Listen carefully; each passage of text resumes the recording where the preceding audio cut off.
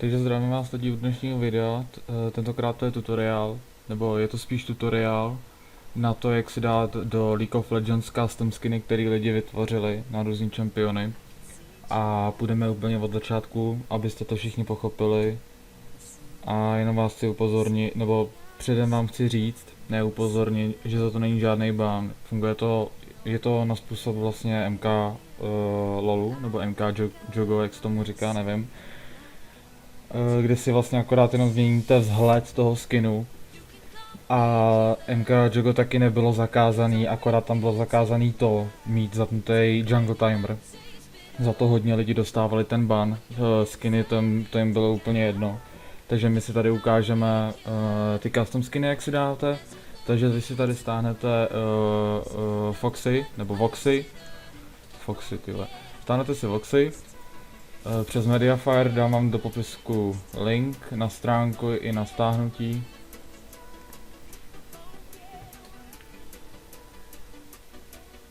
Dělej. Tak.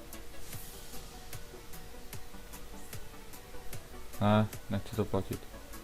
Takže tohleto si v klidu nainstalujete. Na pána, to je v pohodě. Next. Ano, next. Můžete si vytvořit ikonu na ploše, next. A můžete si to rovnou nechat, ono se vám to samo od sebe zapne. Tady dole už to vyběhlo. Byl modifikován, přejete si ji aktualizovat i v archivu, ne, nechci. Vám to tady naběhne vám, teď vám to tady nabíhá všechno. Jo, tady dáte skin kolektor. Jo, už tady pár skinů mám, tak se nějaký ukážeme. Jak se tam nějaký dát. Takže máte tady leaguecraft.com, to vám taky dám do popisu. A máte tady fakt spoustu skinů na Zeda, nějaký Josef Main tady bude určitě, ten tam mám taky. Co vůbec nehraju, neumím ho, jsem noob, já vím. Ale tohle to jsou, máme nastavený, že největší popularitu, tak tam dáme nejvíc stahování. Jo, je tady prostě skin na Lísina, to vůbec neznám, na Ahry, na Mástra, Tronchen, ten ještě není aktualizovaný, ten si tam taky hodím. A nevím, můžeme zkusit tu Ahry. Jak vypadá. Nic moc, tak ten skin asi ne. No ne, tak se mi moc nelíbí. No, zkusíme si tohohle Lísina. Přece jenom to je úplně jedno. Takže tady dáte jenom, že to chcete stáhnout, jo. To je v pohodě.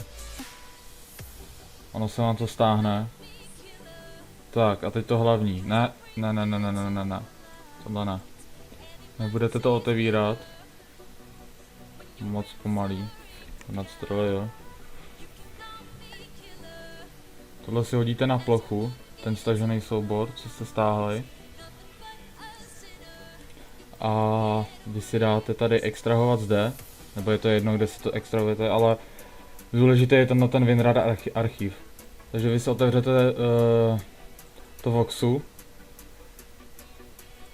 a hodíte tady import skin. Dáte tady, že chcete dát RAR nebo zip archiv. Tak to tam, tak dáte add, dáte tam prostě ten otevřený soubor, co jste tam dali na tu plochu z toho WinRARu prvního. A dáte nomé done. Save. Jo a vlastně tady bude to jenom na defaultní skin, protože nevím jak se dává, když máte skin nějaký, jestli to vůbec teda jde, můžete si tady dát jinou fotku, to je úplně jedno. Ale myslím si, že tam zrovna je, tak si tady dáte třeba Lísin. Psát neumím, tyhle, to mluvit. Tady 2 dny ve škole, tyhle, já už radši držím hubu. Dáte save skin a tady si to chcete hned nainstalovat. No tak dáte yes a máte automaticky skin nainstalovaný, takže my si teď zapneme lolko. Bude to trošku pomalejší, ale tak to je jedno, mám času dost.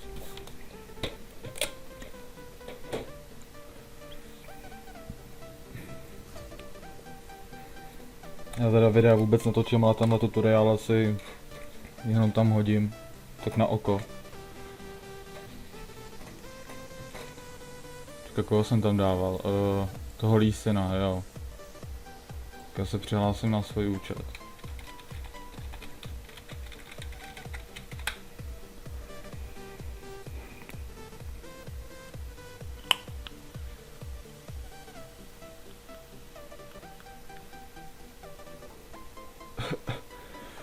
Tak. A když půjdete do profilu, tak já nevím, jestli tam bude přímo ten obrázek toho nového skinu, toho Lee Sina.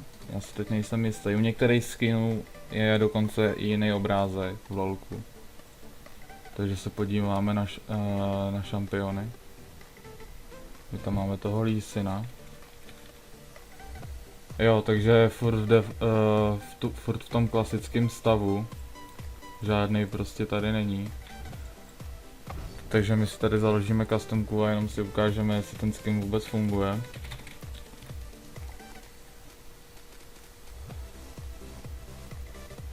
Jo, to bude trvat dlouho, já s tou porodím.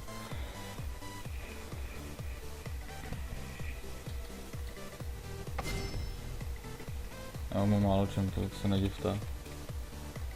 Jo, hodíme si tam ten skin do toho čempa. Vlastně to je úplně jedno. Jo, a že máte skiny, to je úplně na nic prostě, jo. Musíte mít prostě obyčejný klasický skin. Chce jedno, že to nevidí ostatní, jaký máte skin, jak jste bohatí a takovýhle prostě, ale tam jde o to, abyste viděli ten váš skin, který jste si dali do té hry. No, takže já vám, nevím, já to asi stopnu. Takže ono, než se to pustí, tak bude nový čínský rok.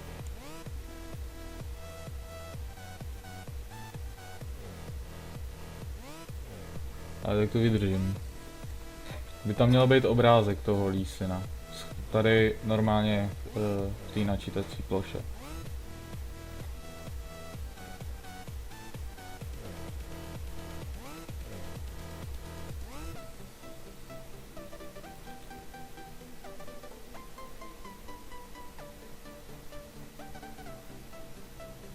Tak dělej, tyhle, to je počítač za všechny prachy.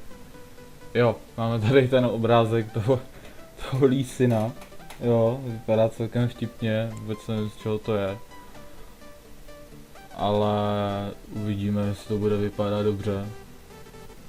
Takže takhle vypadá obrázek a já to pustím. Až budu ve hře, nebo ne, jsem na to. Budu možná drop FPS.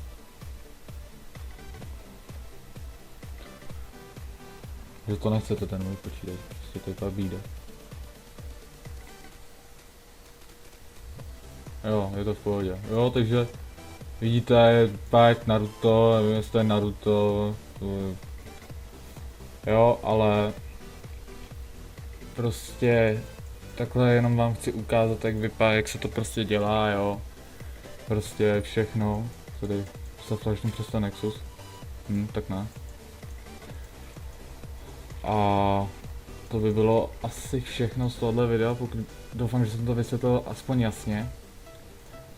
A kdyby jste měli s něčím problém, co vám nejde, tak napište do popisu a já se s tímhle s váma loučím. Můžete hodit like, nemusíte házet odběre, nepotřebuji, asi jinak natáčím. A tak zatím.